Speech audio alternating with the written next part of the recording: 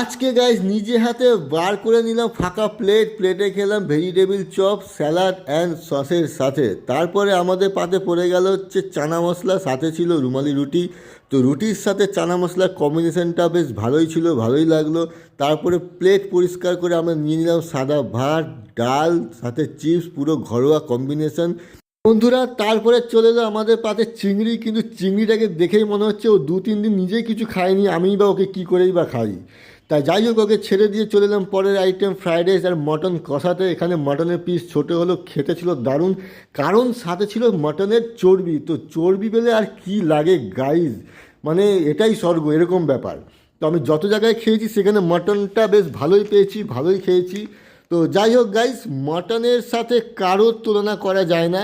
এমনকি এরপরে যে আইটেমগুলো আসে, মানে চাটনি, মিষ্টি, সন্দেশ, পাঁপড়, আইসক্রিম, এরা কেউই মটনের ধারে কাছে যায় না।